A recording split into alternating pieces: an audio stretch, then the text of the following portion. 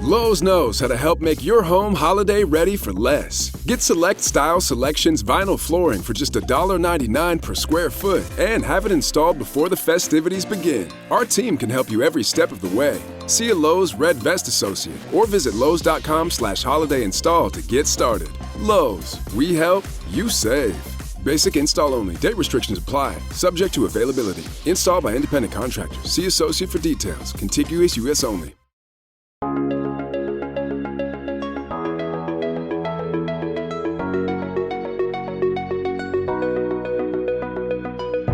Hello, everyone, and welcome back to Film Foundations, the collaborative podcast between Someone's Favorite Productions and Weirding Way Media. I am one of your hosts, Chris Dashew, from the aforementioned Weirding Way Media. And I'm Ryan Verrill from the Disconnected and Someone's Favorite Productions. On this show, we ask and answer 4 questions around a given topic, be it a franchise, microgenre, director, or in this episode's case, actor. Our job is to entice you to broaden your horizons in film, to encourage you to travel down film tangents and side roads that you may not have otherwise. And boy, I'm not going to say I'm ill-prepared for this one, but Jess is going to be doing a lot of the legwork on this episode, which is fine. Because on this episode, we are joined by writer and filmmaker and good friend of mine, Jess Byard. Hello. So, I mean, to be fair, I had to prep myself for this as well, so... Well, see, you just did it for all of us. You prepped, and you're just going to tell us how it went. And yeah, on this episode of Film Foundations, we will be covering Marlene Dietrich. I'm just going to kick it straight to you immediately, Jess. Before we talk about Marlene Dietrich, tell our audience a little bit about kind of what you do, what you've worked on, stuff like that. So I am a filmmaker, generalized, because I've done a lot of things. I used to work for a video production company for about 7 years. And in that time, I worked on a lot of client work, but I also got involved in like narrative and documentary filmmaking, which is ultimately whereabouts I would like to be working in. So I left there to pursue freelance filmmaking. And essentially, usually what I do these days on set is I am an assistant director. So that typically means that I am the schedule keeper. I am, making sure safety on set, making sure people are where they need to be, while also getting to do some of creative, things in the side of working directly with the director, talking about different shots, how to capture the vision that they're looking for. So it's a nice balance because I am in part a very structured, organized brain person, but I need the creative outlet. I've also done sound. I've done a lot of coordinating. I've worked essentially everything outside of like lighting and camera. I've like dabbled in somewhere. Post is also a little bit elusive, but like editing, things like that. But in general, I am just a freelance filmmaker. I tend to work on horror films because that is what I love as, personally as a filmmaker or a film lover. But recently, the last movie I just did was a queer rom-com, which was my first time working in a rom-com, which is a very different set experience because everything's a lot more light, and there's a lot more levity. The actors don't have to constantly be in a state of duress and, getting dirtier and bloodier as the days goes on. So it was a really fun experience, and I do have another horror movie lined up coming up this June, so I will be doing that soon. But that I will be a script supervisor on, so I also dabble in that, which is very much still a detail-oriented job, but a lot less like brain work on my end on set. So it tends to be a little lighter of a job for me, which is nice. So I'm looking forward to that. And you and I used to do a podcast together that we, a couple, yes. I guess. We used to do two different shows together. Yeah. So I've podcasted a lot with Chris. We did 2 shows, Scary Stories to Tell and the 1-season show. Scary Stories We Tell is, our homage love story to cryptids and supernatural, paranormal, all those good things that we were interested in as kids, that, buying those books with myths and legends and cryptids and hoping to find them in the woods when we were children. So that was kind of our love letter to that. And then the one season show is our love letter to television shows that, only lasted one season. And I think what we learned ultimately from that show is it is probably a good thing that the shows that get canceled after one season get canceled after one season. Yeah. Especially in the case of something like The Prisoner. Yeah, yes. And then I am also a writer by hobby and by, ultimate dreams and goals, but I like to write and all of those fun things. And I used to write some film criticism for Bloody Disgusting and Blumhouse. So I've just kind of been all over the place for the last 15 or so years now at this point.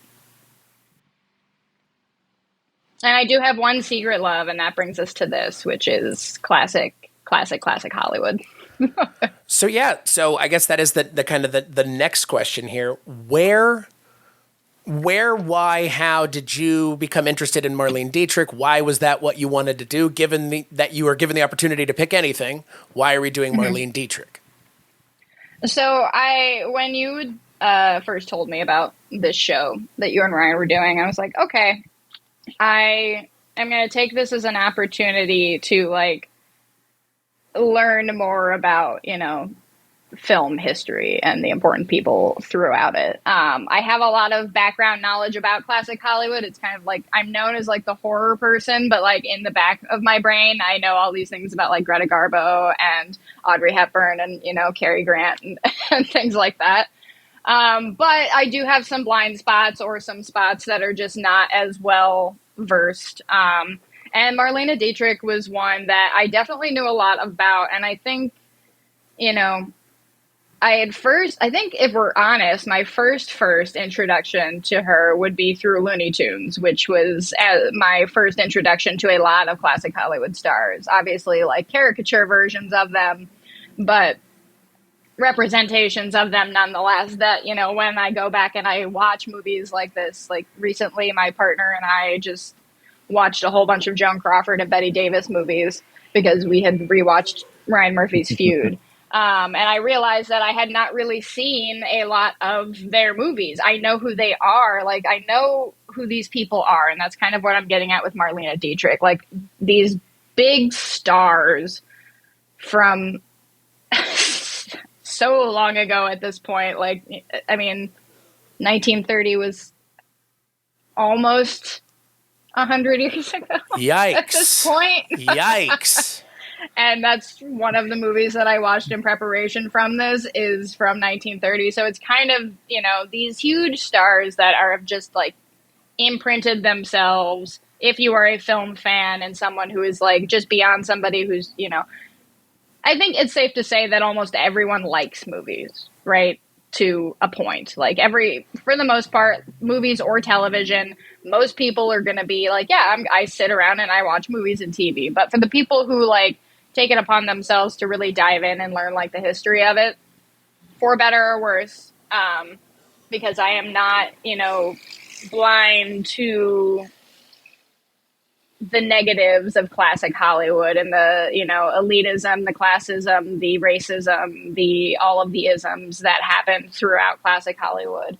But for certain stars, and Marlene Dietrich being one of them, they stood out for maybe, ways that were scandalous for back in the day, but really paved the way for stars that would come after them. And, especially leading us up to where we are today in 2024, to people being out and open with their gender expression and sexuality. And Marlene Dietrich was one of those very first people who was very out there about being bisexual. So my first experience with her, yes, Looney Tunes, characters, things like that. And then as I started reading about the sort of more scandalous side of classic Hollywood, I have a whole book over here called Cut that's just entirely about the deaths of celebrities, and it's categorized in accidents,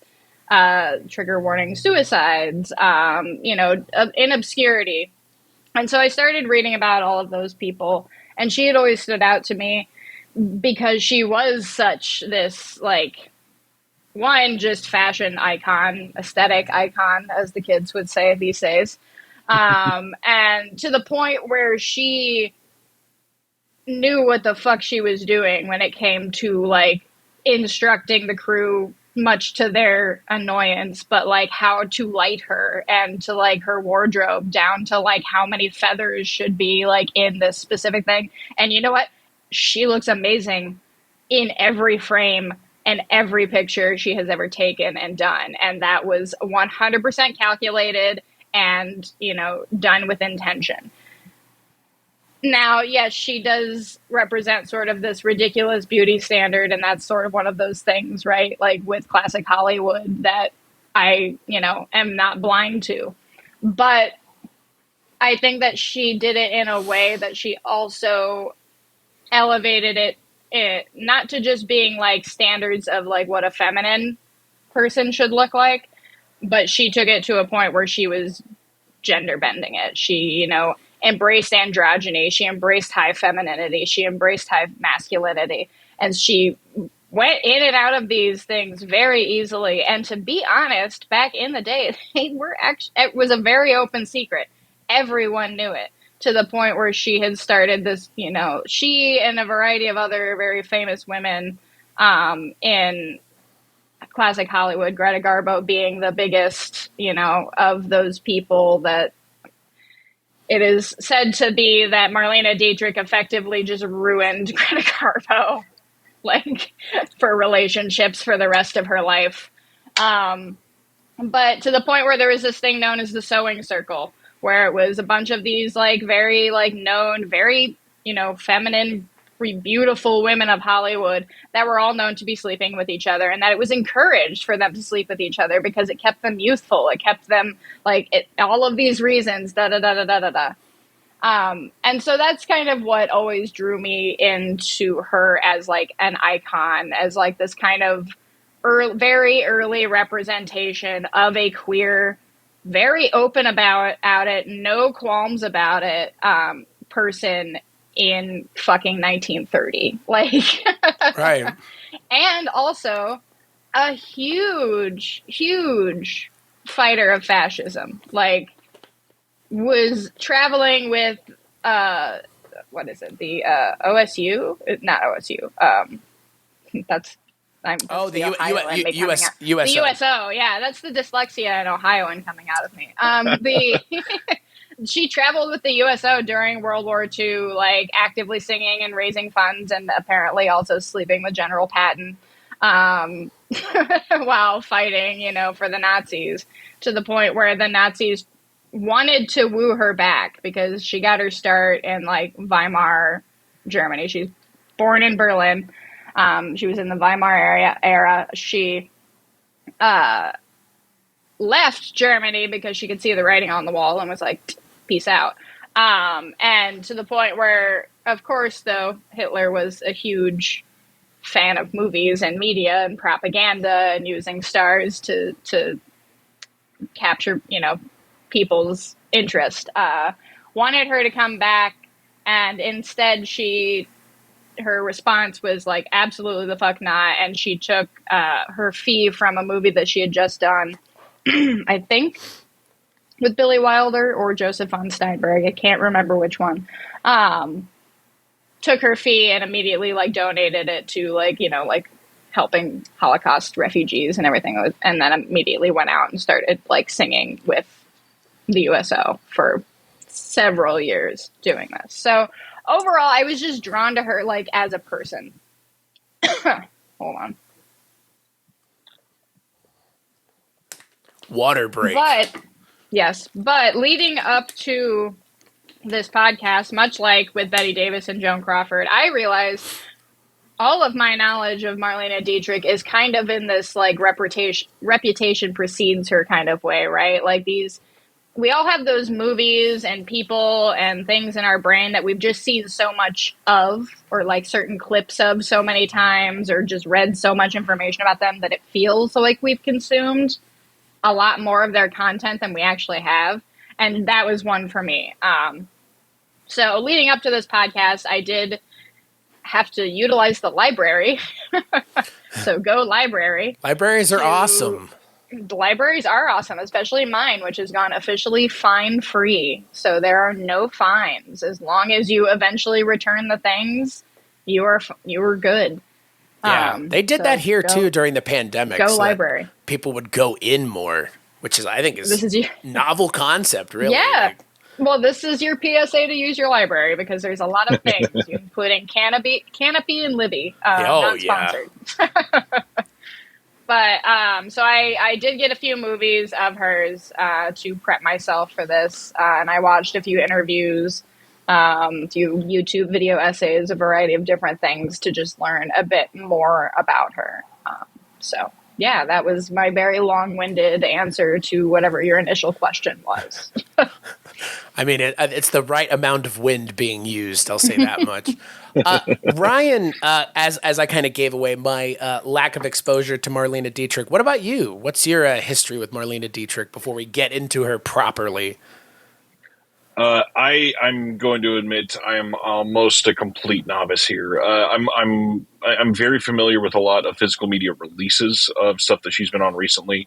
It's been a point where I've been trying to get to some of these, but life has just been so dang busy. They continue to get put back there, because that's one of the things about films like this specifically is we take a lot of these classics for granted. They've always been there. They will always be there.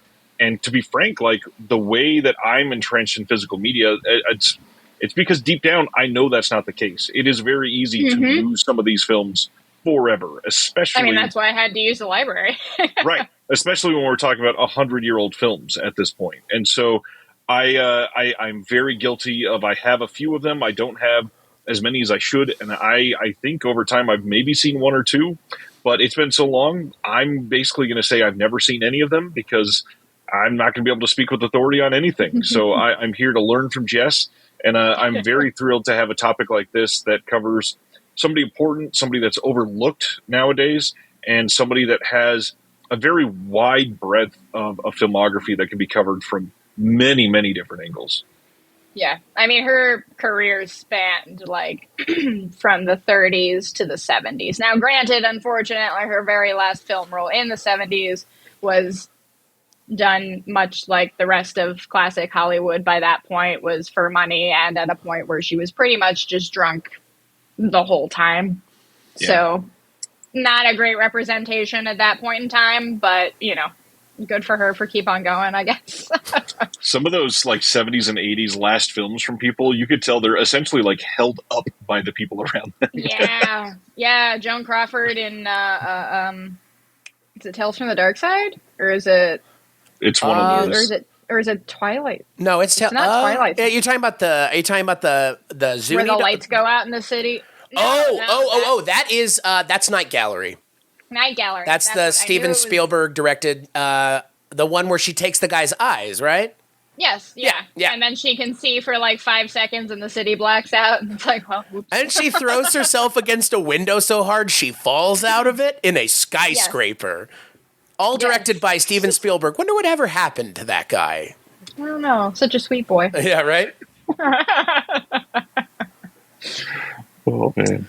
I think to y'all's point, have you seen any? I haven't, and I think to y'all's point though about like the kind of the way some of these people have been received, at least in pop culture. Like, I haven't seen Marlene Dietrich stuff, but I'm sure I've seen representations of her in Looney Tunes. To your point, Jess. I mean, in fucking, was it in Animaniacs where they had? I mean, obviously, Pinky and the Brain, like, the brain is just it's an Orson Welles impersonation. That is exactly what it is, which is, again, old Hollywood. But also, I mean, I'm pretty sure it's not Looney Tunes. It's, oh, God. What was the other one? The one with, like, the Blue Rabbit, Tiny Toons? What the hell was that? Tiny Toons, yeah, Tiny Toons. Wasn't there, like, a Peter Lorre in Oh, Tiny Toons, like, again, another like old Hollywood person. So it's kind of interesting that you bring that up, because like I think for me that is my only exposure to a lot of classic Hollywood is Looney Tunes and stuff like that. Yeah. Well, and as I was watching some of these things, because again, like from like I knew more about her like as a person and like what she did and what she was known for, and kind of like, you know, her little black book scandals and her, you know, kind of scandal with her daughter later in life and all of that. But like, as far as like actually sitting down and watching movies, I realized that much like you guys, I hadn't really seen any. Like I'd seen maybe 3. Touch of Evil was the big one, but she's really not in it a lot. She's a very, very side character in it. She looks amazing. And that movie is fantastic regardless. So, but as I was watching these, and particularly in like The Blue Angel and in Morocco, I realized that in Blazing Saddles, Madeline Kahn playing the character Lily von Stupp, like that whole voice and like what she's doing is very like Marlene Dietrich coded or adjacent. And that would obviously make sense with, you know, like that era of filmmaking and what Mel was doing with that. Like, but so I love how that's how classic was. On one hand, yeah, like the inaccessibility to films that are like older than 50 years old is kind of alarming. And especially when you kind of put it in the perspective that, yeah, I have Universal monster movies tattooed on me. I have Wolfman, which is about to be 100-year-old movie here at this point. And in like 30, 40, 50 years, movies from like the 60s, 70s, and 80s are going to be approaching like those things too. So it's... I want to die when you say that, by the way. I just want to die on the inside. Like, oh, in like 20 years, 1950 will be 100 years ago. Fucking just kill me now, please.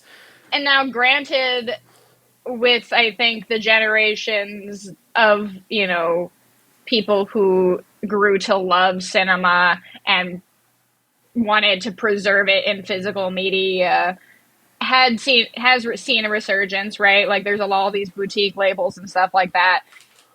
And so films are being updated and restored more consistently now than I think that they were, like, you know, back then when we were starting to restore films and keep them, like in the 60s and 70s when they started to do like colorizations and things like this of like old movies.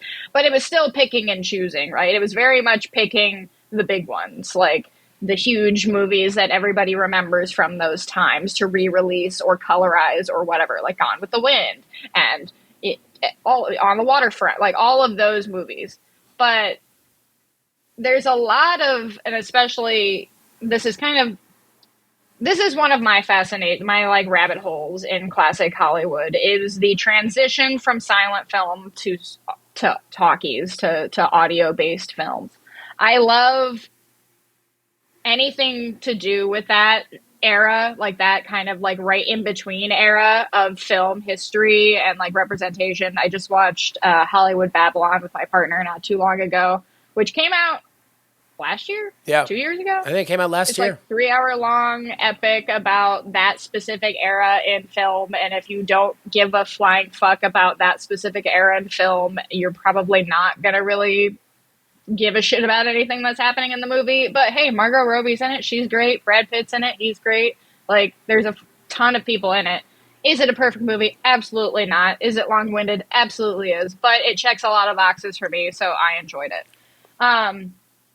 But my main point there is that we've lost so many of the silent movies. Oh, yeah. There's so many. And I can't, and really, we've likely lost a lot of like the introduction to audio based movies. Now, granted, they're not great movies. Like, they really, and not, I mean, there are some of them that knock it out of the park. Like, Cabinet of Dr. Caligari is a great, you know, very almost completely silent movie. Nosferatu is great. Like, there's certain things that do stick out, but for the most part, as of now, especially probably more so now with how fast people can make things and how many different streaming services on there, there's a whole lot of trash that just is kind of if you never saw it. But it's also to me, it's very devastating that it's probably lost. Like it's how people, which I also feel bad about, the Library of Alexandria, but it's how like people feel about that, where it's like all of these ancient what texts. A reference, Jess. Jesus, I personally in 2024 am still getting over the Library of Alexandria, frankly. There's a lot of people out there who are still really sad that all those ancient texts and everything are just poof gone, that nobody will ever have known like what was there. And I feel that way very much about like the dawn of film. And I don't just mean from very specific Western perspective of classic Hollywood. That is what we're talking about right now. And that is like what I, as a Westerner, was introduced to more so for classic cinema. But I feel that way about like all of the classic cinema internationally that we aren't ever going to see, because nobody, who preserves film, unfortunately, gave a shit about anything that wasn't America, created, or England or German, like just the very specific Westernized or European Westernized countries. So I don't know what the original point of any of this was. I'm just going on long-winded tangents at this. So that's why you're here.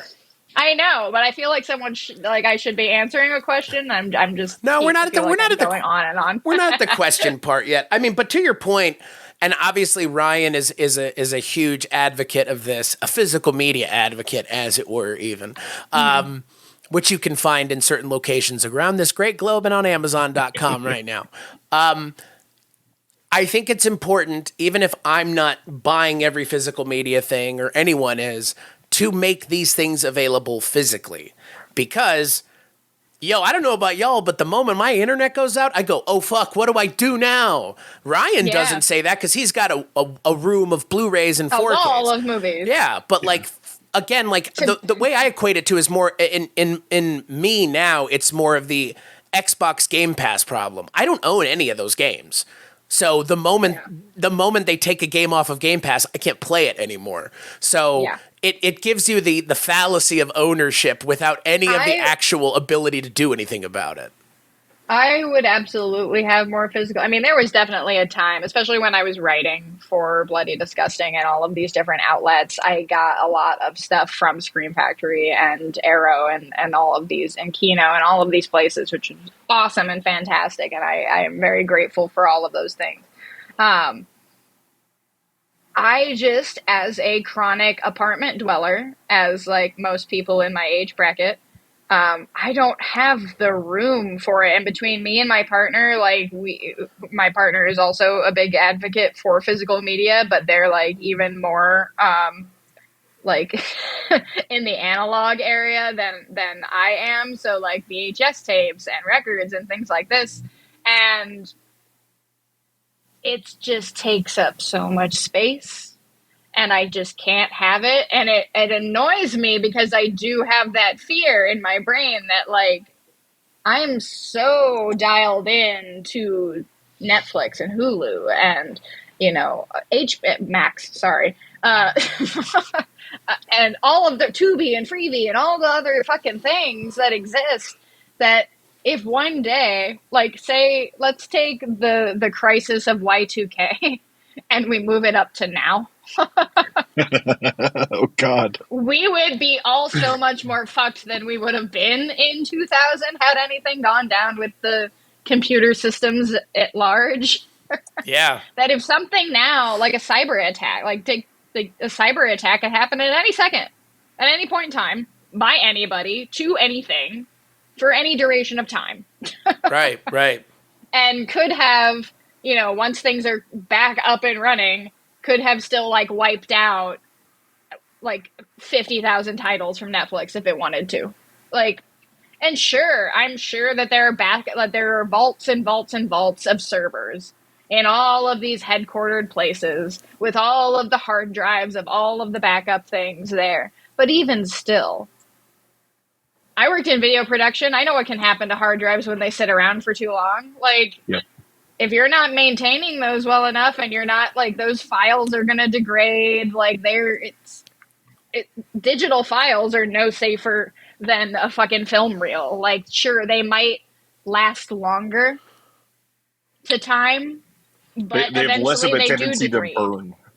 Yeah, they have less of a tendency to burn or be like bleached out by the sun or whatever, but they do degrade over time in quality. They do become like corrupted, like things happen. So, and yeah, you can say that about any physical media, like, oh well, you can break a disc. Yeah, but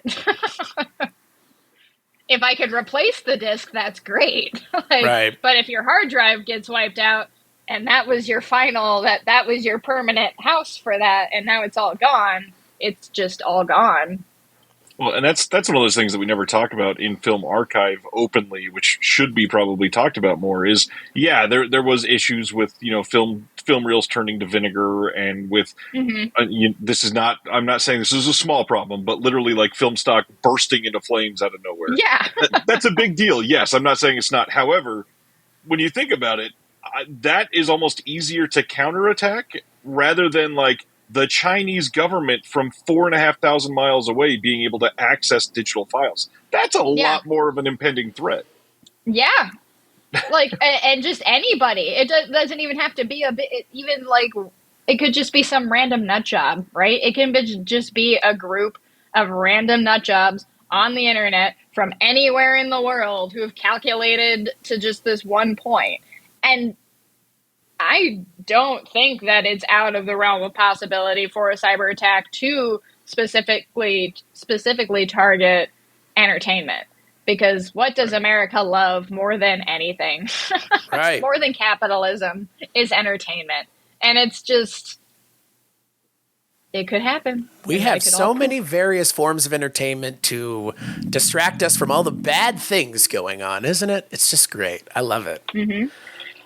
So speaking of bad things going on, Jess, give our listeners kind of a quick rundown of Marlene Dietrich's just kind of basic history. You don't have to go super, super in-depth, because I'm sure we'll get around to talking about it in-depth when we answer the questions. But if someone had clicked on this episode and never even heard of Marlene Dietrich, that's where we're coming from.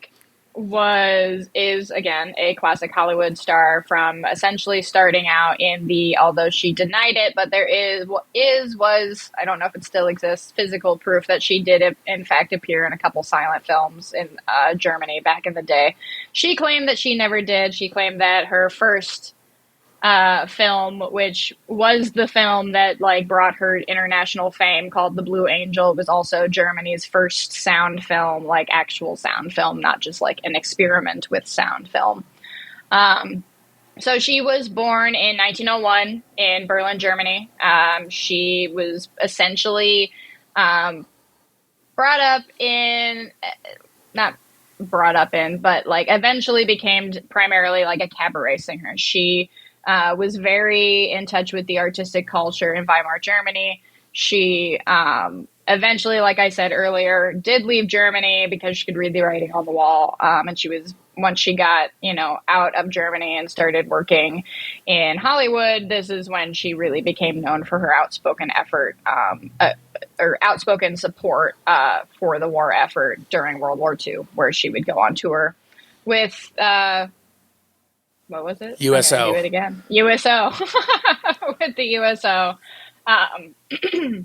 Where she was incredibly popular both overseas and here during that time.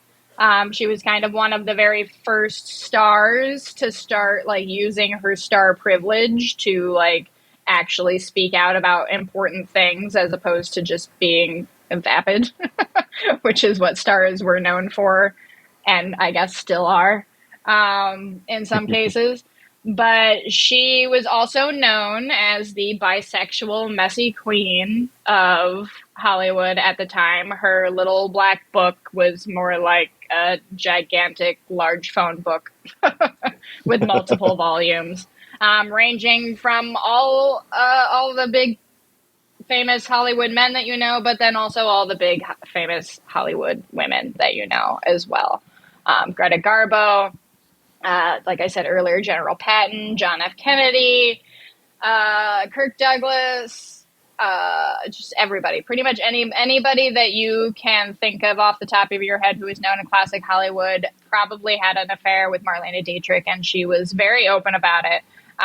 There was, like I said, completely open secret. At one point in time, there was an attempt to post a scandalous, article about her in one of the Hollywood rags, and when it came out, everyone was just effectively like, "Yeah, and," and she was like, "I have no regrets about any of this knowledge being out there," and that is how you clap back in 1932. But it's interesting because when I was doing some research for this, and I was watching an interview from 1993 with her daughter. And it was, what was it? It was a popular news program at the time. I can't remember what it was right now. But the casualness of which they were just talking about her being bisexual was incredibly refreshing and nice, but also astonishing that it was 1993, because right now, it's very common to be open about your sexuality now in Hollywood, but it has become so politicized that talking about it in any specific way is automatically like you taken as you trying to like have an agenda and make a point about your, Yep. whatever kind of political belief you have at. But in like 1993, they're just casually talking about it and just kind of joking about it. Like, yeah, it's no big deal. Like, yeah, Marlene Dietrich was bisexual and everybody knew it and everybody was fine with it. And I just find it, as a side note, very interesting how while we've become more open and quote unquote accepting as a society, I just couldn't fathom someone like going on and talking about their sexuality on a popular news program without it becoming this like next day, like, did you see what so-and-so said about blah, blah, blah. It's just whatever. But that is essentially Marlene Dietrich. She, again, became this sort of androgynous fashion icon as well. She, in 1933, when was it? I have to check my notes real quick. I don't have the date for Morocco, but Morocco is the movie that everyone knows her from as far as dressing in the tux with the top hat, with the long cigarette on a stick, and having one of the very first woman-on-woman kissing scenes on screen back in the day. So, points for the queers of 1930s Hollywood. So I guess let's just move right on to diving right into it. So question number 1, Jess, what do you consider to be a foundational title for Marlene Dietrich? So I would split this into two. I would say I did have a date. 1930 Morocco and 1948 Foreign Affair. So Morocco, I would say, is a foundational film for her because of, as I said, it's kind of what gave her that trademark look of that androgynous icon. That's what, like, when you Google her, if you put in Marlene Dietrich in YouTube, you're gonna get about 17 different videos with 17 variations of lounge songs and her walking around, strutting around in that tux because it's hot. So I'd say that one because it's an iconic one. I would say a Foreign Affair because A Foreign Affair is Marlene Dietrich's one of two, I believe, movies that she teamed up with director-writer Billy Wilder, who is one of my all-time favorites from that era of film, to make this movie that was very much a critique on World War II kind of behavior of soldiers overseas. And at the time, was received very not great because at the time, so essentially this movie became a movie because Billy Wilder, I have a quote, Billy Wilder said, if there was an entertainment film with Rita Hayworth or Ingrid Bergman or Gary Cooper in Technicolor, if you wish, and with a love story, only with a very special love story, cleverly devised to sell us a few ideological items. Such a film would provide us with a superior piece of propaganda. They would stand in long lines to buy, and once they bought it, it would stick. Unfortunately, no such film exists. It must be made. I want to make it. So this was meant to be a sort of propaganda satire-ish film directed by Billy Wilder, who said that it was historically, of all the movies that he worked on and created, was one of his most personal films. And once this film came out, because it took about 7 years between this movie being pitched to it actually being like out and about, and here we are. Billy Wilder had gotten a little more cynical when he first started, as like, I'm going to make the best, America propaganda war movie there is. And he got a little bit more cynical, and that's when this satire came out. And when that happened, the American government was really upset. They wanted to know what the fuck Wilder was doing when he was making this movie that was depicting American soldiers not being like awful, because it's a Billy Wilder film, so it's still kind of goofy. It has its moments of levity, right? But they're doing things that aren't very becoming of what the American soldiers were supposed to be portrayed as at the time, which, was, the great American soldier as we know it, right? So the film was officially denounced on the floor of the House of Representatives. The military government refused to exhibit the film in Germany, where it was banned until 1977. And the Department of Defense issued a statement saying the film gave false accounts of occupying forces' activities abroad. Wow. So, yeah. Another thing about this movie is Billy Wilder actually took portions of the crew and the two lead actors to Berlin to film actual exteriors in bombed out locations post the film, post-war. Wow. And so that is something that, it's something that's a bit divisive as far as like what we're talking about, as far as what is a kind of respectful thing to do. And, is it appropriate to go to this bombed out locations to film a movie that's like talking about it in a satire? True. But still, I personally think, in my opinion, I am grateful that Billy Wilder actually took an actual camera out there to get those real locations on camera, because I really don't know how much of that footage is going to survive over the years. And I think that it serves at least as a really good time capsule and representation of what it really fucking looked like. And it's not a soundstage. It's not a green screen. It's not CGI. It is a real bombed out city of Berlin, Right. of, where these tragedies happened. So I would say that those two are pretty foundational. Like I said, Morocco's just kind of more representative of the icon that is Marlene Dietrich, and how how she's remembered as a Hollywood star. And Foreign Affair, I think, very much captures, because the interesting part for Marlene Dietrich when it comes down to this movie, A Foreign Affair, is that she actually plays a character in it who is a bit of a sympathizer for, occupying Germany and a bit of a sympathizer for the Nazis.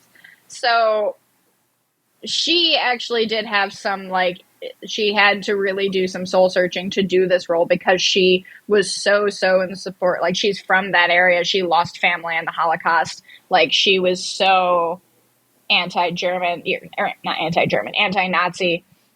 And that she had to ultimately decided to take this role because she, believed that the movie overall, the movie that Billy Wilder was making and what it was saying about what was happening, was important enough to be like, yeah, I'll be the heel in this movie, essentially. Like, I'll take the L and do this. And I think it's a fantastic movie. It really is. I would say that it's probably not as accessible if you're not super engaged in classic Hollywood wartime movies, because it's because it's happening so close to like aftermath of that specific wartime. I think that it's a little harder for people to digest and like really want to sit down with, because it just feels so real, right? Right. But I do think that it is a fantastic movie, and one that should definitely be a top of your list if you're looking for that era. Plus, it's Billy Wilder, and like I said, he's one of my all-time favorite directors. Talk about another person we could do an entire show on. Mm-hmm. Yeah. That's one of the things I love about the films from this era, all the way up through probably the late 90s, maybe a couple into the early 2000s, is you could just count on, no matter what, if it's a well-made movie, there's going to be some incredible set pieces. Yeah. Some of these old like adventure films that they're like, let's take the biggest stars and literally go drop them in a jungle to film for the next 3 weeks. And it's like okay, sure. I mean, I guess we're going to do this in Africa for this week. Sure, why not? Right. Don't get bit by a mosquito. You'll be fine. Yeah. That's wild about those. I do think it's interesting that they went to Berlin to film. Because to your point, Jess, like it 1948 is when this movie came out. Jeez. Yeah, because you kind of brought it up, like, is that in bad taste, or is that something that should be done, like, I don't know. Right. I mean, and that's a topic that can be discussed on a lot of things, especially like not just, film, but like, museum related and things like that. Like there's a lot of people who would disagree that like people should be going on tours through Auschwitz. Like, yeah, there's, and I cannot speak. I don't have an opinion on any of it other than I think that the memorial should be preserved. I don't have any real, like, I'm not Jewish. I don't have any history of having, family that experienced that or anything like that. So I cannot say a real opinion. My opinion does not matter on whether or not people should or should not be walking around Auschwitz. So I will not, but I think my bottom line is that in a time like right now where we live, where there is so much happening in the world bad, and there is so much coverage of it on the internet, and there is so much misinformation around it on the internet. And now in a world where AI is becoming a very, very real here thing that can create false images of historical times and can create false narratives of historical events, I think it's incredibly important that any physical media, real media that captured anything on film, in photography, in audio, in any form, in text, any of it needs to be preserved at all costs. Power up fall projects with Ego at Lowe's. Every tool delivers power beyond belief. So whether it's leaves, limbs, or lawn cleanup, count on Ego to deliver the power, performance, and innovation you need. And now for a limited time, save up to $60 on select blowers, chainsaws, and pole saws. Shop Ego today at Lowe's. Offers valid through 10/1 while supplies last. Selection varies by location. Full stop. I 100% agree with you there.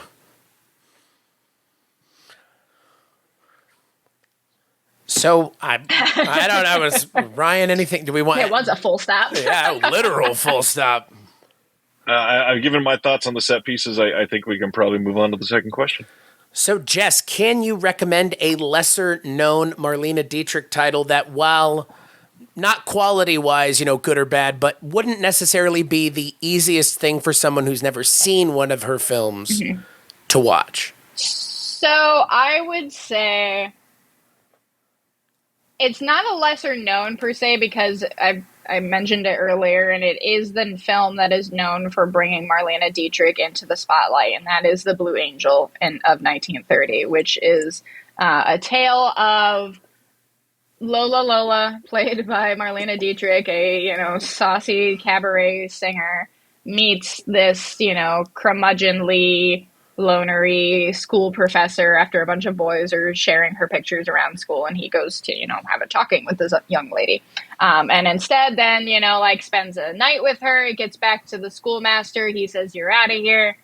This man goes back to her, marries her, becomes egregiously dependent on her, and thus becomes the clown of the cabaret. It was Germany's first sound film. It came out in 1930, and boy, does it feel like it. It feels, movies from that time, a lot of movies from that time and even earlier, like it's the hugely early days of film and figuring out actually what makes a movie and what makes a story that you should, we're transitioning. We went from audio-based storytelling purely with radio to silent films entirely with full description written out on the screen to now this weird amalgamation of both.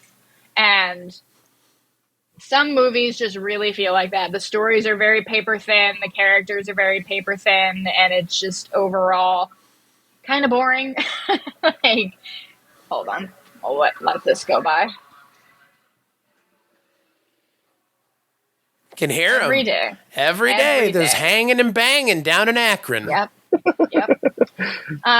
So The Blue Angel, while I say isn't necessarily lesser known because it is her first movie that brought her fame, I think it's lesser known to anybody who is not a film junkie with a specific niche love of that era of film. And then I would also say Stage Fright, which is from 1950. It is a lesser known Alfred Hitchcock movie, of which Marlene Dietrich is starring in. It's goofy. It's, it's a Hitchcock B-side. What can I say? But I would say that those are probably, if you were to watch those two first, you would kind of be like, I don't really get it. Right. But I think watching things like Morocco, A Foreign Affair, even Touch of Evil, quite honestly, because though she's not in it much, you get the essence of who Marlene Dietrich is, what her vibe was, what she brought to a screen, even if she's just in it for a few minutes. And she was in, like I said, her career spanned a real fucking long time. There is a lot of film that I have not seen of Marlene Dietrich, but I do have on my hold list at the library because, again, that's the only place I can find Marlene Dietrich movies. Well, I lied. I could find some of them on YouTube, but they are almost unwatchable because they're just not good restorations of them. At least the library has access to the ones that were restored for DVD release in the 90s or not 90s, 2000s and whatnot. So if anybody out there is looking for some of these, you can pick up lots of them on physical media, both in the US and UK. They've gotten a lot of releases from Kino Lorber in the US, and one of the biggest places that have carried them in the UK is Indicator. Some of the films that Indicator put out are astonishing, not only for the film restoration, but when you look at the back before you even purchase the item, and the sheer number of special features that provide context for the film and the place in Old Hollywood, the actor in the place in Old Hollywood, the way the films were made, full-blown audio commentaries about the production. They are probably one of the most consistent Blu-ray labels out there, and highly recommend if you're interested in these and don't mind spending a little. And for some of them, pay attention to the region locking if you're the US and you want the superior release of them. Those UK releases are a gift. Amazing.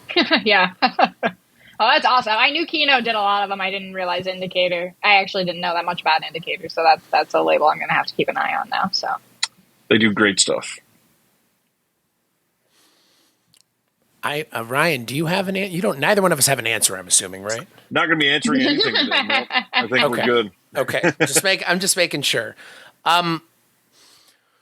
So let's jump, I think, into the question that's going to have the most discussion around it. I think not just from you, Jess, but from probably the two of us as well. What do you consider to be the biggest impact that Marlene Dietrich has had on pop culture? I have 4 bullet points here. So I can sum them up in essentially she had a huge impact on paving the way for gender nonconformity and, bisexuality, LGBTQ representation in general.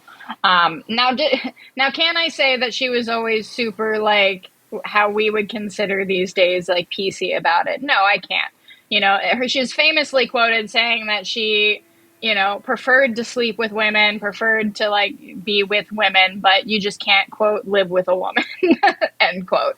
So, there are some things that are interesting about Marlene Dietrich, much like with anybody from this time period, because I think it's also important when we're watching things like this is to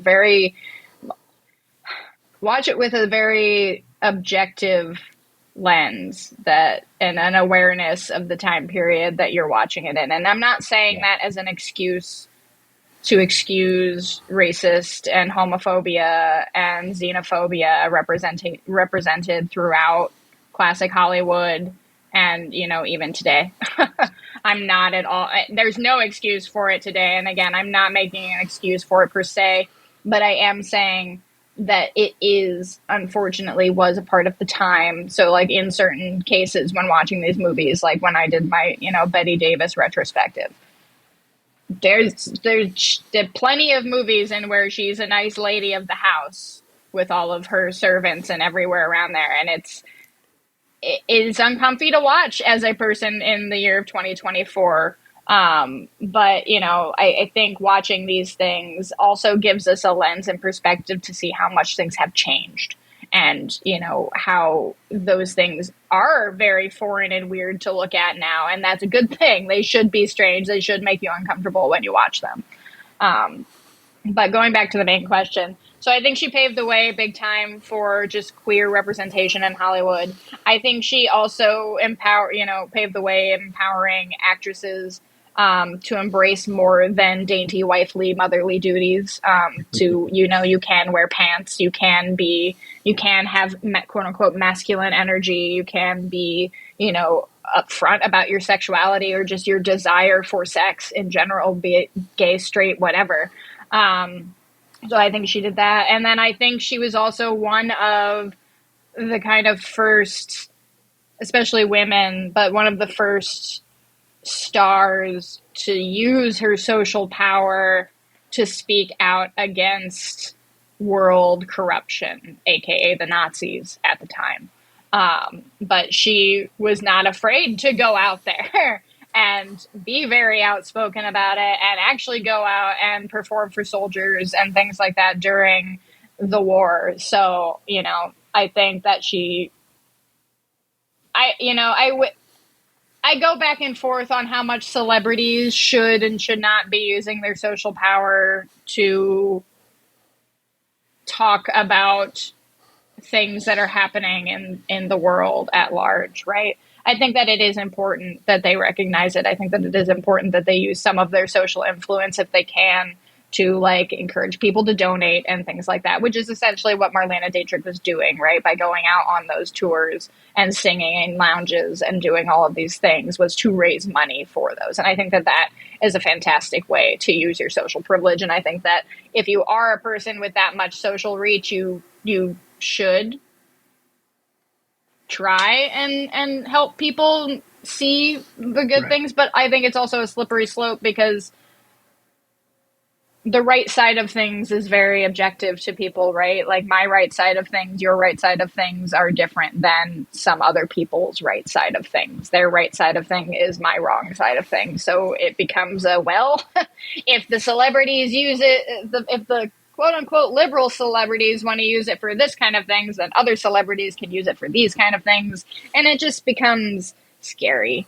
So, but I do think that it's at least, it brings out a human side to, I think, a very disconnected group of people that in now times, in 2024 times, we're so much more connected to celebrities than we've ever been.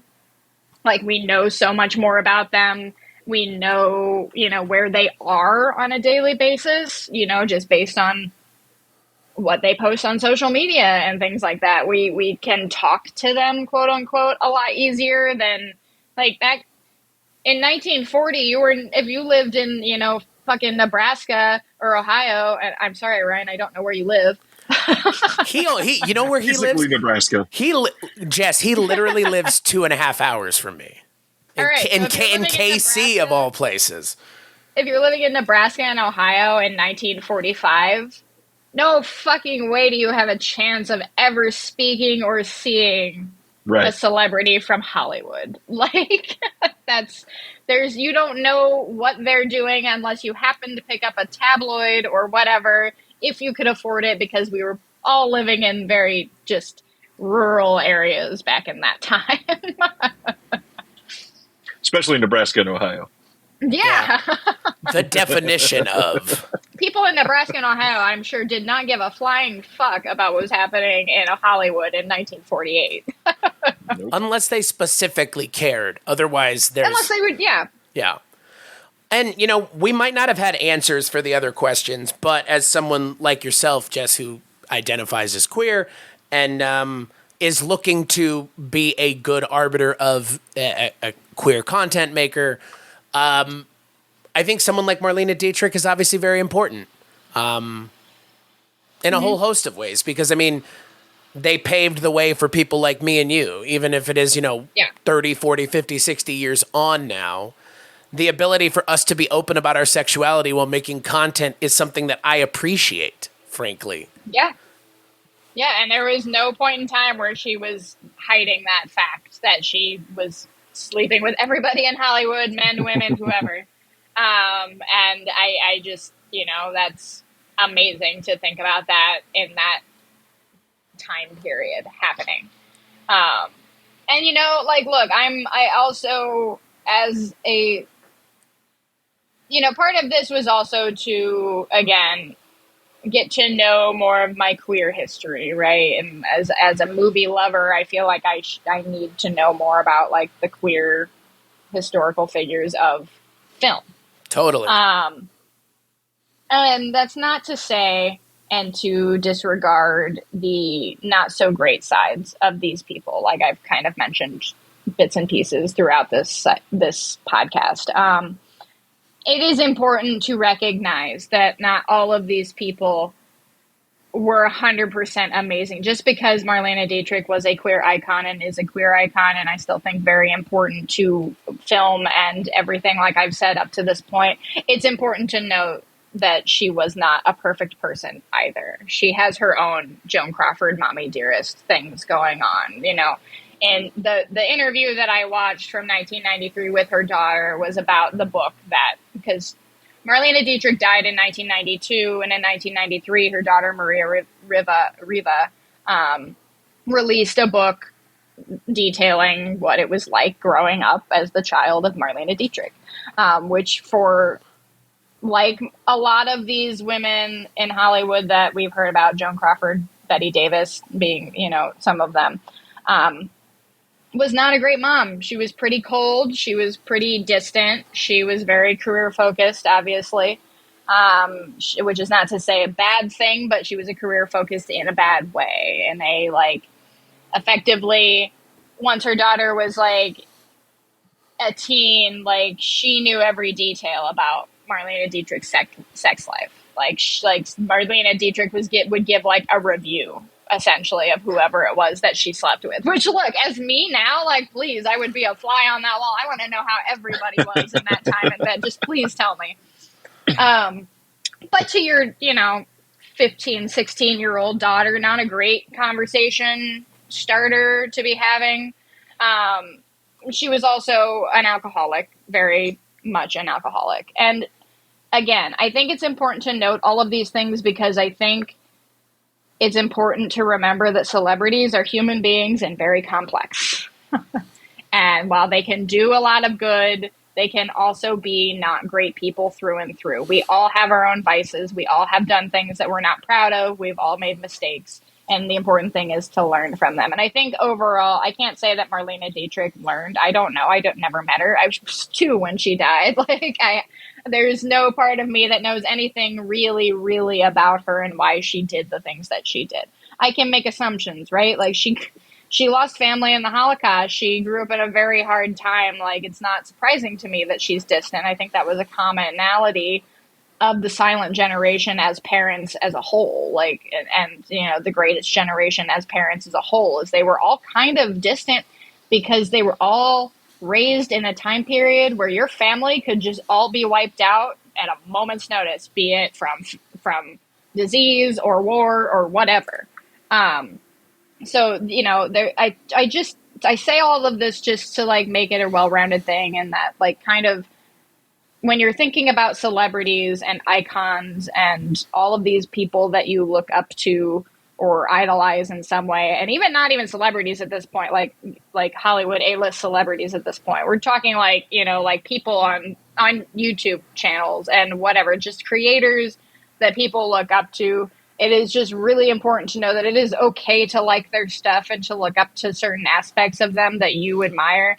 But just remember that there are other aspects to those people and that you can't die on a hill based on one person because you like them so much in this one, and that you like their music so much, or that you like their movies so much, or that you like their photos or their art or their whatever. Fine, like it, but also understand and acknowledge that these people are people and that sometimes they do shitty things.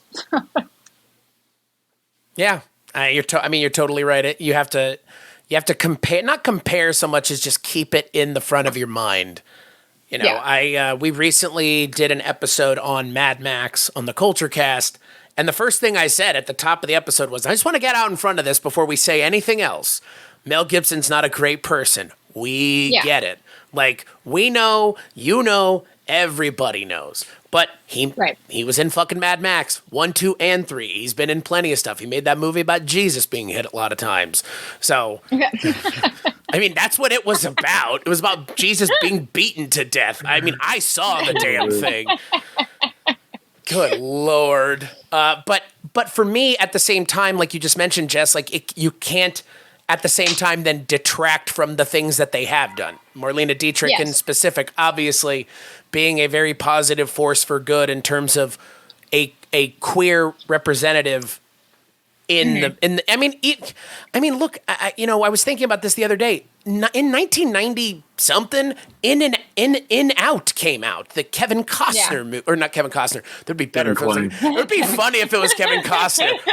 Well, I'm gay. No, you're not. No, you're not. No, you are far from gay, my friend.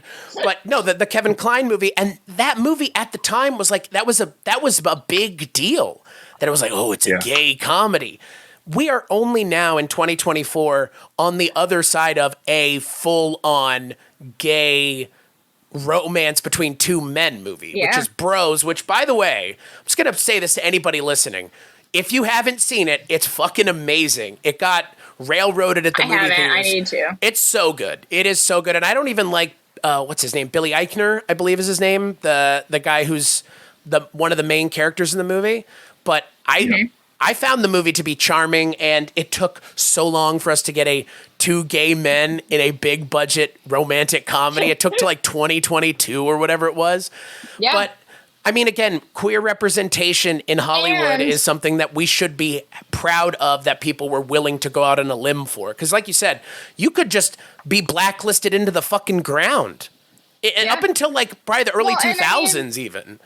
Even still, to be fair, Bros was also marketed very much as a comedy movie too, not necessarily a romantic comedy between two men.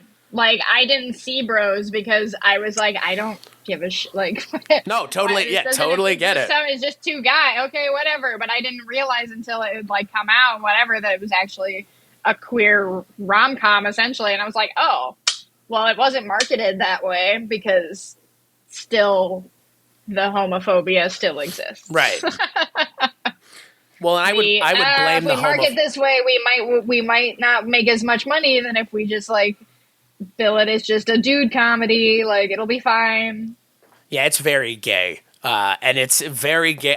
Anybody who's looking to see more, gay queer representation in cinema in a big budget way. But that's the thing. I mean, to your point, like Marlene Dietrich working with Billy Wilder, working with Alfred Hitchcock, working with Orson Welles, like, and Stanley Kramer with Judgment at Nuremberg, like not small people, not small movies, big name directors, big name movies, well known. And she was, again, like you said, open secret, but an open secret is still, the open part is still the open still there. part of it is still there. Yeah, I mean, look, and I think that I don't know how much of that also came from, like, again, that disconnectedness that existed then, where it's like Marlene Dietrich's not a person to everyday small town America at that point. Right. Marlene Dietrich's this star that's like this, I'll never be there, I'll never get there, that's not a life that I want to lead. So, like, yeah, I'm sure small town America didn't love the open secret bisexuality if they knew about it. Like, I'm sure they did, like, news travels and things like that. And there were people who were interested in movies in small town America. right. And I'm sure they weren't received well there because, it's still 1930s, 40s, 50s America, where I'm not saying that because Marlene Dietrich was open about her queerness that it was safe to be open about your queerness. It was safe for Marlene Dietrich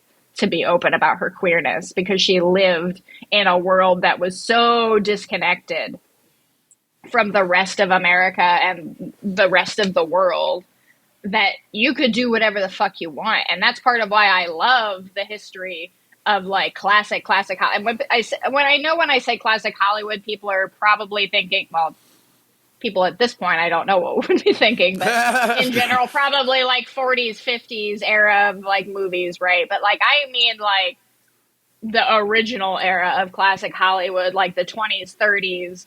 I love all that shit because those people were nuts.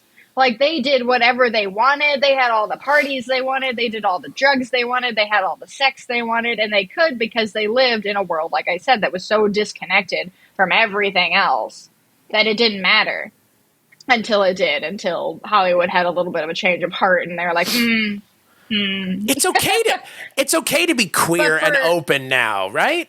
Everybody, it's okay to be gay. It's been okay this whole time. Everywhere. We get to the McCarthy era and everything goes a little scary for the people who up to that point had been living pretty openly as, queer or, not necessarily politically Democratic or Republican or whatever. But that's when things, like, heavily changed and becomes that sort of, like, all-American version of Hollywood that we knew of that era. But, like, before that, insane, just insanity all the time. So much insanity. Please, if you know nothing about the scandalous world of, like, the 20s and 30s Hollywood, it's entertaining as shit. It's more entertaining than half of the celebrity drama that happens now. Like, it's much more scandalous also. Like, now we just get Twitter beefs and diss tracks, but not even good diss tracks. Like, I mean, the furthest it gets now is someone like an Ezra Miller, where it's like they're just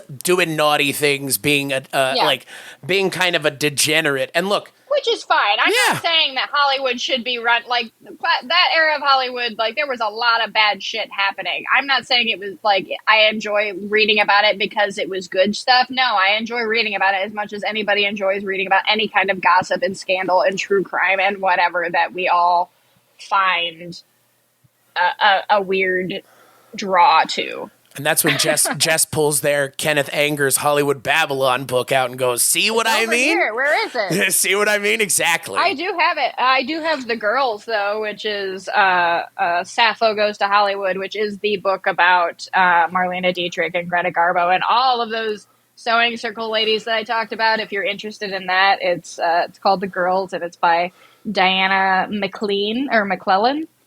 And I do have Hollywood Babylon, but I think it's on a different shelf. Just so we're both clear, the title "The Girls" is not as nearly amazing as "Sappho Goes to Hollywood." I know it's really the tagline title that, like, sells it. Sappho. Sappho goes to, well, the acceptable way of saying lesbians. Yeah, Sappho. I want to throw out too. This will date the episode like crazy, but releasing next week. There's an incredible book coming out called Hollywood Pride by Alonso Duralde that just the tagline, it says a celebration of LGBTQ representation and perseverance in film. And it's already gotten some rave reviews. I'm disappointed the subtitle wasn't Sappho Comes Back to Hollywood. Sappho Returns. Hollywood Pride by, I'm sorry, mind. who is the author?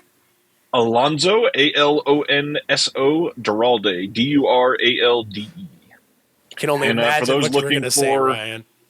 More from him, he is part of the Maximum Film podcast. I think people would love to listen to that too. Okay, cool.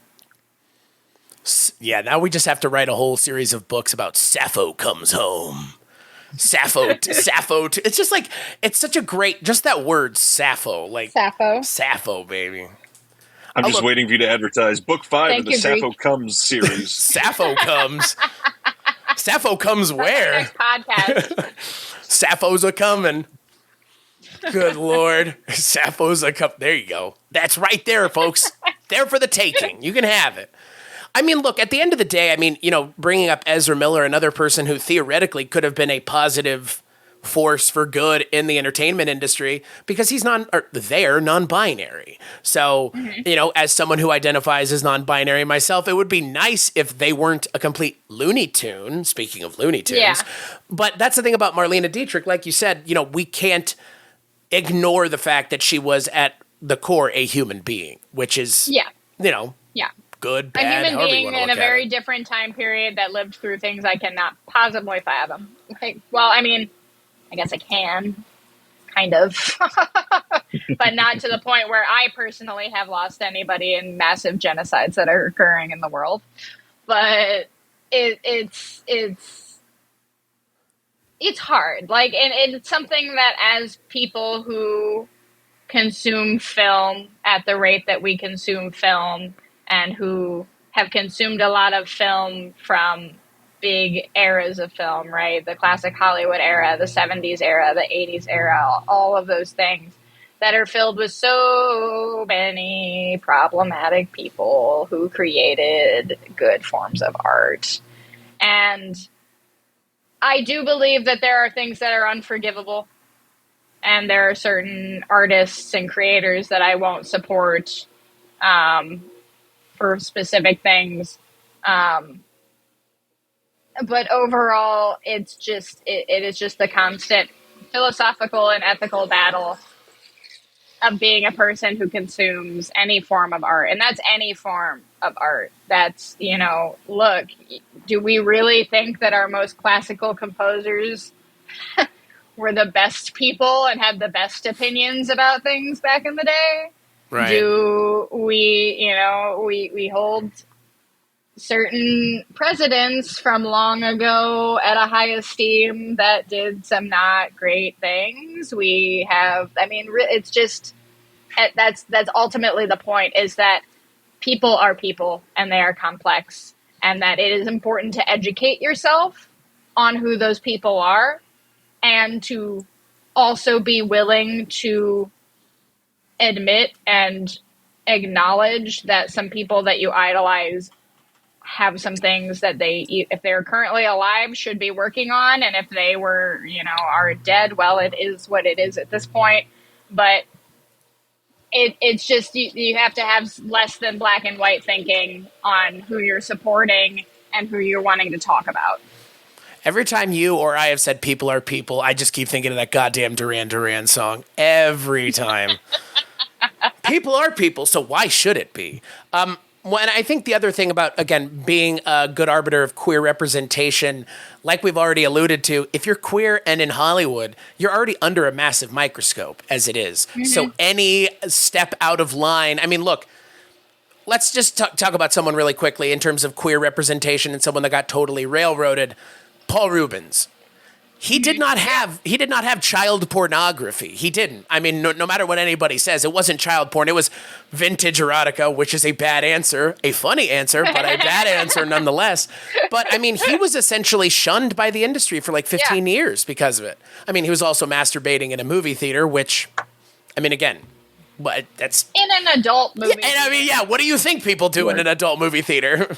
They're not keeping their hands to themselves if they have a choice. Let's just put it that way. Or maybe, guess they might be.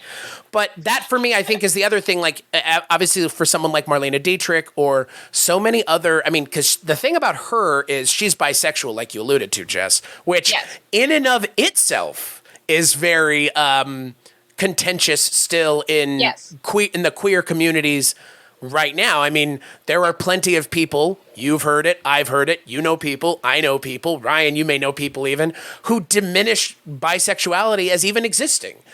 You know, I mean, look, that still happens with her too. And I mean, a lot of these, like in the interview I watched with her daughter, the interviewer asks, do you think that your mother was a lesbian? And she was like, no, I don't. Like, she was very open to that she was, you know, had male and female lovers. And really what it came down to for her, through her daughter's eyes anyway, and like, you know, what she knew of her mother, is that she really was, Marlene Dietrich wasn't sleeping with all of these people because she loved sex so much. She liked being worshipped. She liked being the center of attention. She liked being all of those things. And she knew also how to get, you know, wield power as a woman, as a very beautiful woman, in a time where that was often the only way you were going to get roles. Joan Crawford did it, Betty Davis did it, everybody fucking did it. Because that was how it was rolled. Like, that's how it rolled then. Like, that is, you want a job in Paramount, you want to, you know, get a 7-movie contract deal with Paramount? Well, Bob Aldrich thinks you're pretty. Like, right. All of these things. Like, so, I don't remember what we were talking about right before that. Fucking lawnmower is throwing me off. It's Friday, folks. It's time to mow the lawns. Yeah. God. Every day. It's 3 times this week they have mowed this lawn. I think, and again, you kind of mentioned it about bisexuality. Like, bisexuality is just, it's for so many of us that are bisexual or identify as bisexual, that are in straight passing relationships or in a straight passing marriage, like I am. Obviously, I can go out with my partner, who happens to be female, and go out in public and hold their hand and doesn't trigger anybody. But I mean, again, like, certain time, certain place, certain people, if that weren't the case and my partner were trans or non-binary, or I mean a male, like that, again, like, that's what the bisexual community has to struggle with, which is a lot of people are in straight passing relationships and are bisexual. And that's what Marlene Dietrich was trafficking in, because again, she could live within both worlds very easily and kind of not get away with it, but like you said, like, flex her power over the system to show, like, this, I'm getting what I want and I'm going to do it. And that's impressive at the time and the place that she was at. And obviously it's enabled a lot of other people to do the same thing now. Because, like, at that time, like, you had to be ruthless to get anywhere in Hollywood. Like, it was, I mean, you still do to an extent, but, like, in that period of time, like, 100% cutting any throats that you possibly can to get, you know, get and stay in stardom. And again, not saying that, like, Marlene Dietrich was necessarily doing that exclusively to get roles. Like, I don't believe that. I think she just she liked to have fun. She liked the attention, and she was hot, and all of these other people were hot. So why not? Like, what who cares? I mean, I don't know. I know about you it now. Yeah. I was about to say, like, if I were in the industry and my partner allowed it, fuck. I'm like, why? Fuck, are you serious? Like, you're around the most beautiful people in the world all the time. Like, Greta Garbo alone, right? Jeez Louise, for fuck's sake. Yeah, you're the woman that ruined Greta Garbo on all other women forever. Like, good for you. Well, and that's the other thing. I mean, I think, and maybe this is me speaking a little broadly, but I also think that the queer community is a lot more comfortable with, I wouldn't say casual sex, but a level of promiscuity that a lot of straight relationships don't have any interest in. I think in general, I don't think it's necessarily specifically to sex. I think it overall comes down to queer culture, LGBTQ culture, is just more accustomed to pushing the norms. Like, right. we don't live, we automatically can't live within the structure society has built for us because it's not for us. It's for right. monogamous straight people to have more babies and keep doing the same things over and over again, which, yeah, sure, we need a population, but, you know, not everybody has to have a child. So in general, we're just more inclined to care less about what straight culture has deemed what you're supposed to do, because by default, we're automatically not what we're supposed to do, right? Like, right. I am a transmasculine, non-binary person, which there are plenty of people within even our community have a problem with that, and that, you know, how can I say that I'm trans, but also say that I'm non-binary? And how can I be on testosterone, but still say that I'm non-binary, and all of these things? Because it's still trying to fit into that box, right? Still somewhere in the subconscious trying to put someone in a specific one type of thought. Like, you're on testosterone, you dress like a guy, why are you not guy? Right. Excuse me, sir. Excuse me, sir. Which is fine. If you're going to misgender me, I would rather you misgender me that way. I saw it happen. I saw it happen in person in that liquor store. Testosterone. Yeah. Excuse me, sir. And I just like looked at you and I was like, well, it happened, Jess. It's like, I told you, it happens all the time. And that was long before being on testosterone. So, I mean, like, I think in general, like you said, sure, yes, queer culture is often associated with a more vice style lifestyle, right? Like sex, drugs, partying, all of those things can be very synonymous within queer culture. And part of that is because that was the only places that people who were queer could interact with each other. Right. Because they had to have special clubs and do all these things and be like out of the spotlight at all, like out of the daylight at all. So that comes with, you know, vices, because also when you're ostracized from your entire family and the entire world and feeling like everyone is going to like disown you if they find out that you're gay, of course you're probably going to do some drugs and alcohol about it. Like, right. And especially if you're coping with it being like in the closet, especially like, yeah, it's not because necessary. And yeah, sure, queer people like to party. That not every queer person likes to party, but a lot of queer people like to party. But there's also currently right now a big movement going through queer culture of getting sober, because so many people turned to drugs and alcohol when they were younger because they would go to parties where they could like be with people that were like them. They could be out with their friends. They could do all of these things. They started turning to drugs and alcohol for therapeutic reasons, and then it became social reasons, and now here we are where everybody, you know, millennials who have come out later in life and whatnot went through that stage and are now like, you know what, I kind of want to live like I am out now. I like who I am. I want to be a representative of the community. Let's all maybe not fall down the drug and alcohol well too far, because it's not a great well to fall down, obviously. Yeah. So, yeah, I wouldn't say that it's necessarily that queer people have more sex. Maybe we do, maybe we don't. I don't know. I think it's just that we're more accustomed already to inherently being viewed upon as wrong, as something being different or wrong with us. So why not throw all the rest of it away? Like, if you're going to naturally think that I am wrong because I am queer, anything else that I do in my life, you're going to also see some weird thing about it. So, yeah. No. People are afraid of what they don't understand. That's basically it. And they're unwilling, and the ones that are unwilling to learn are the real problem. It's the ones that are willing and able to take a back seat and listen to someone is the nicer part of it. There's also a big fear of being perceived as wrong, as like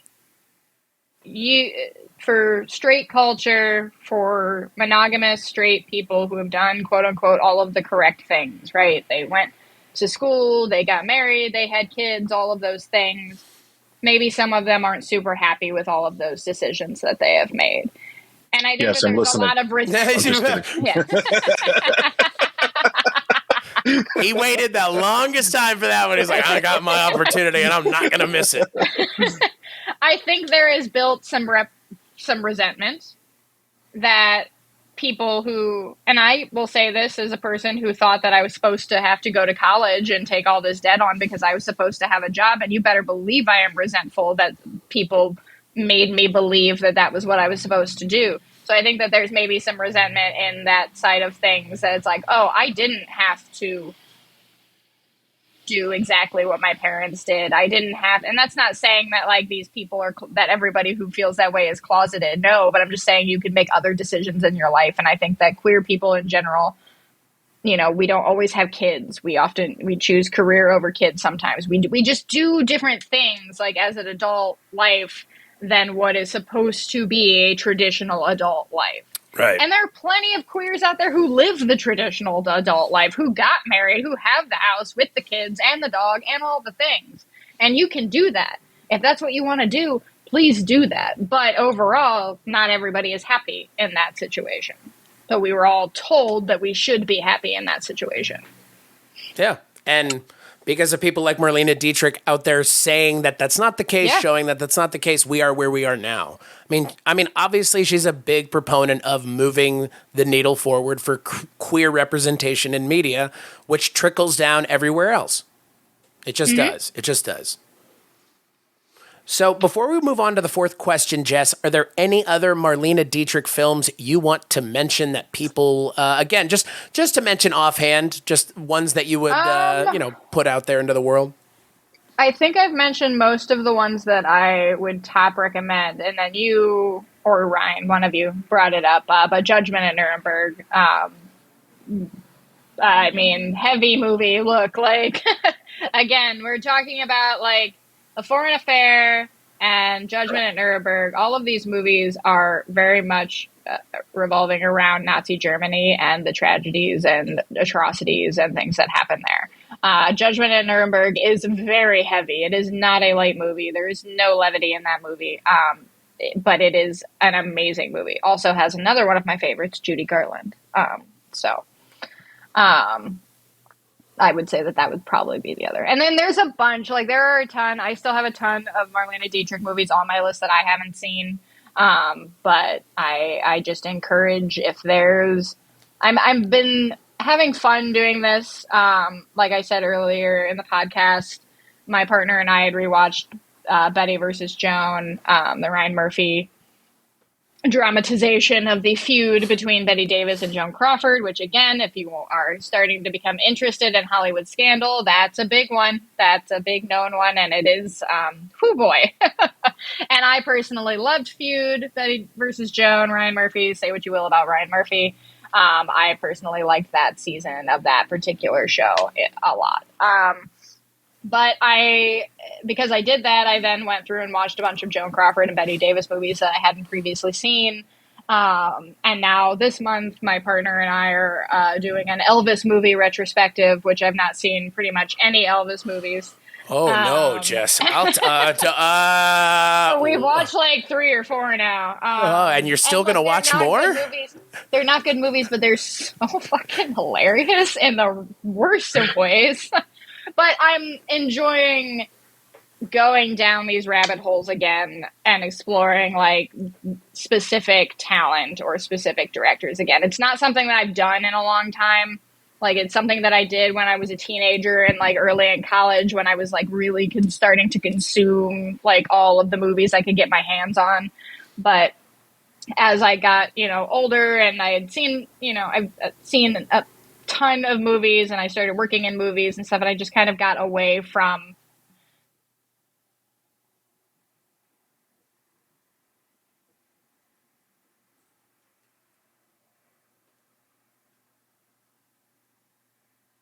Am I frozen? No, it's Jess. Oh, are we back? Oh. Or slight movement. I thought I had like a fucking brain Hello? aneurysm there for a second. I was like, everything went quiet, and I was like, did I just die? Now Jess is back. Maybe. We can see you, Jess. I don't know if Jess can hear us. Hello? I can't hear you.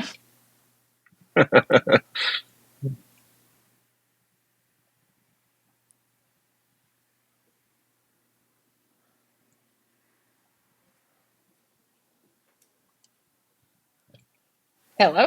Yeah, hi. There we go. Hi, okay. I'm not sure what happened. I thought I died because everything went quiet all of a sudden, and I was like, did I just have a heart attack and die? Because like you and Ryan both froze, and I was just like, oh no. What is going on? It happened. You guys both froze, and I was like, what the fuck is happening? It happened. What The was I thing saying? happened. What were you saying? You were saying something and then it just disappeared. I'll just back it up. I was talking about that I'm really enjoying revisiting and learning about stars and specific eras of film that I have a peripheral interest in and know a lot about, like, just as far as factual information goes, but never really got into watching certain movies themselves. So it's just, and I've been utilizing the library a lot for this, which, you know, I'm going to shout out the library one more time. Jess Byard, library goer. Yep. I mean, last year in the early parts of the year, I think I had like 40 books checked out from the library, so I get it. Yeah, you can check out. Oh, I think at our library it's like 100 books at a time or something. It's That's right. well, it's. Just in case you're writing a thesis project. Well, that's what it was Right, for. yeah. That's exactly. I asked. I was like, "Why is the limit so high?" And they're like, "Because of the educational College aspect students, of it." yeah. Yeah. It's like, oh, so you're telling me that people aren't checking out 100 issues of manga at once? Is that not what's I going mean, on? they probably are.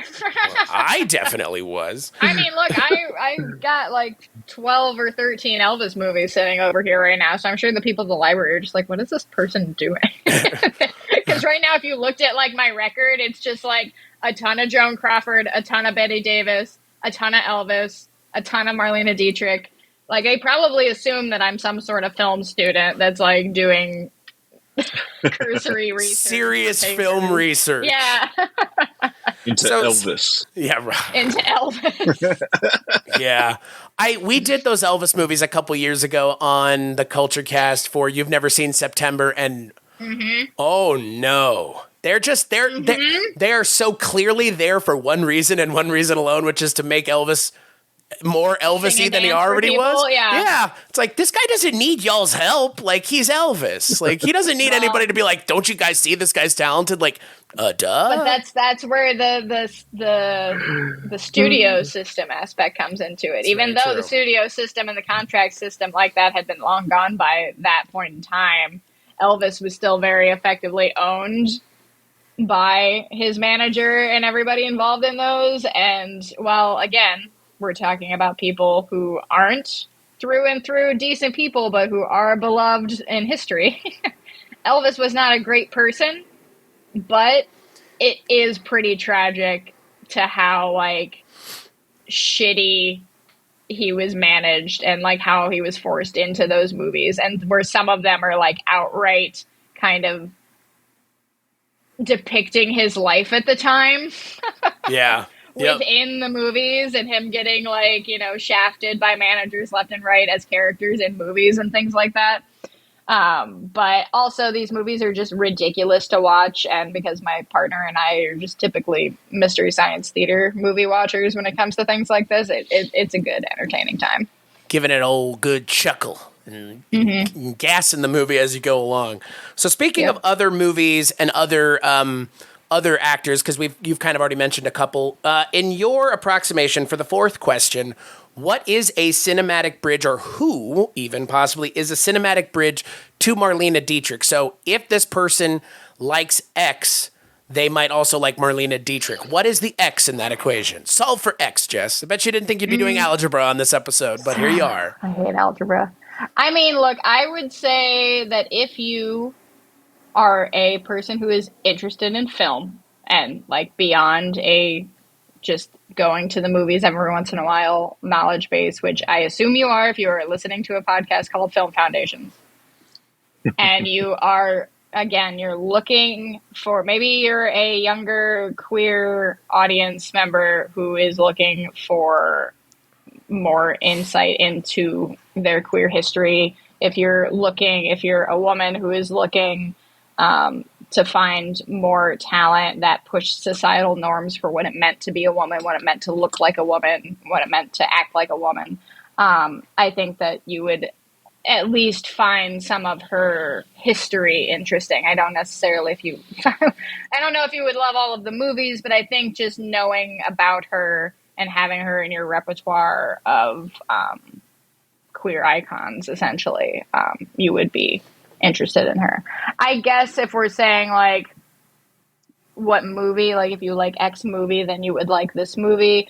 I would say if you like All About Eve, if you like any of those headstrong female-led classic Hollywood movies and you haven't seen Marlene Dietrich films yet, definitely add that to your to-watch list. Yeah, anything. Go ahead. No, go for it, Ren.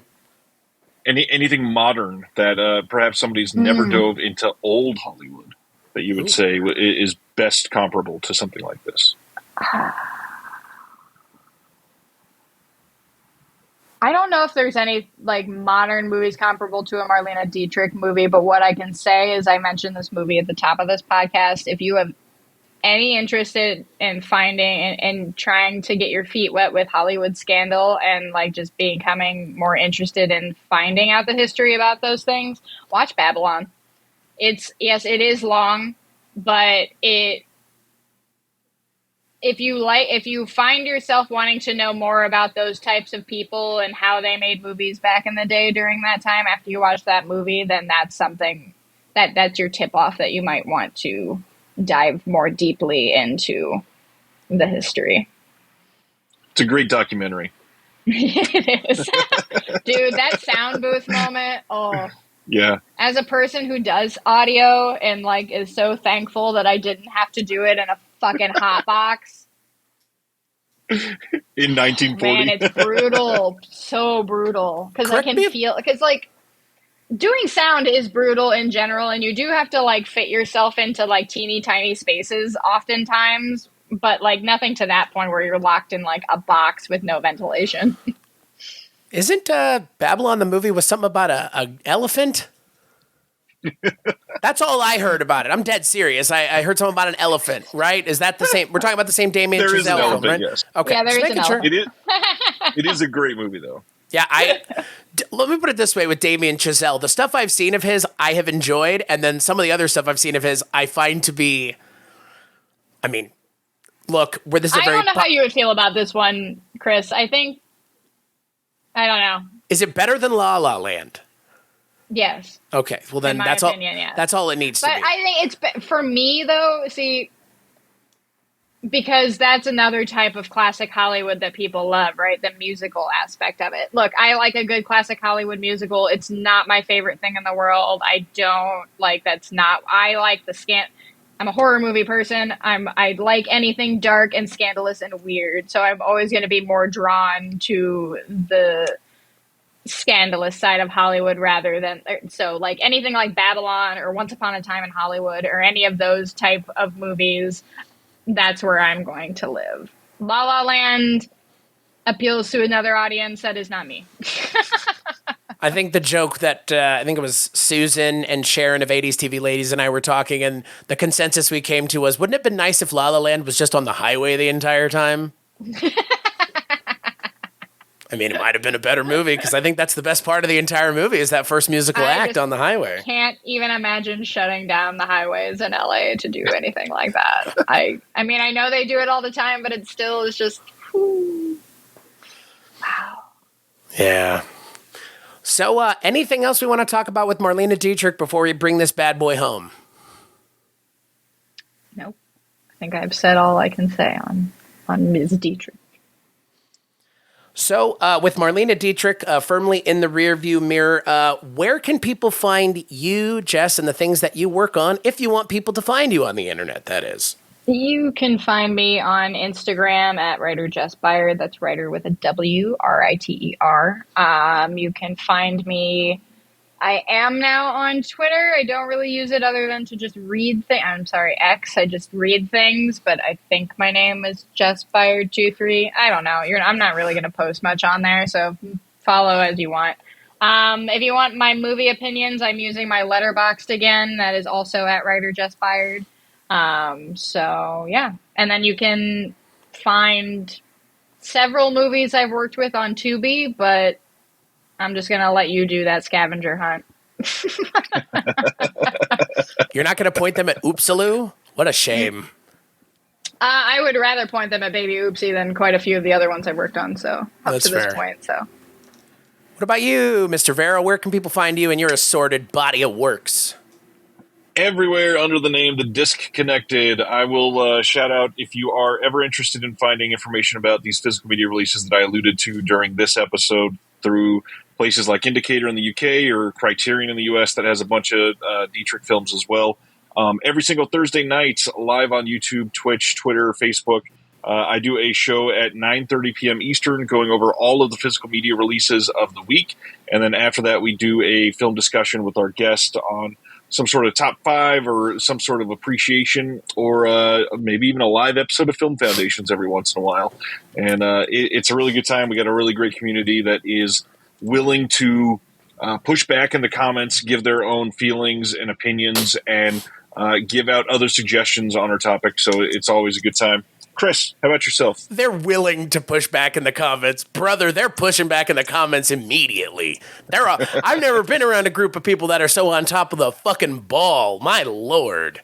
Having just done a live Film Foundations that you alluded to on Batman, man, that episode won't be coming out anytime soon, but good Lord, it's a contentious one. In terms of the comments, maybe not Ryan and I, but the comments were pretty contentious. I want to do a live. We got a little heated, I guess. Yeah, you and I, but not any more than like, I don't know. It was fun. It was different. It was fun, and it's going to be an interesting episode to check out once it goes live.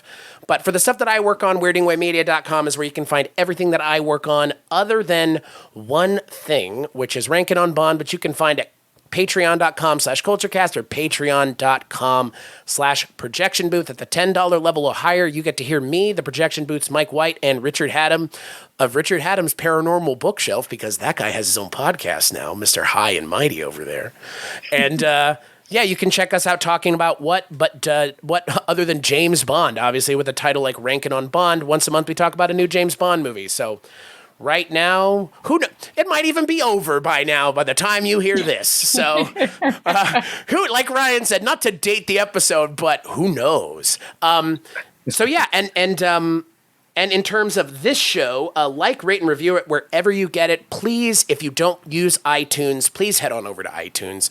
Give the show a review on iTunes. iTunes is where most people find their podcasts. Even if we're not a huge fan of iTunes in terms of the way they do things, that's the best place to like, rate, and review any sort of podcast that anybody's doing.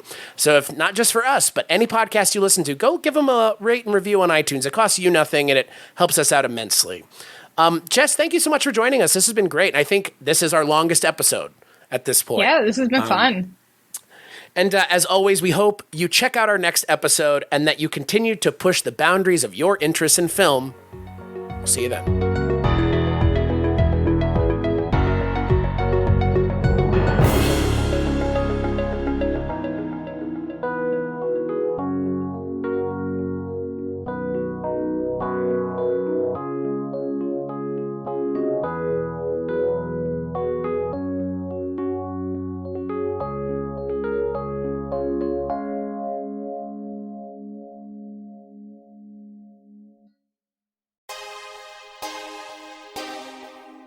The audio commentary. It's a dying art form, but here at One Track Mind, I, your wonky yet affable host Ryan Luis Rodriguez, analyze film through the prism of these embryonic forms of podcasting, one audio commentary at a time. Masterpieces, crapster pieces, live action, animation, cult classics, films literally no one has ever heard of. No track is too small and no track is too big. Join me and my guests from the entertainment world as we keep these features alive every other Tuesday. Hey, who else is going to discuss Bill and Ted's Bogus Journey one week and Citizen Kane the next? Us, that's who. Sure, you have to put up with my voice, but there's a certain give and take in this industry. That's One Track Mind, part of the Someone's Favorite Productions family and available wherever you get your podcasts.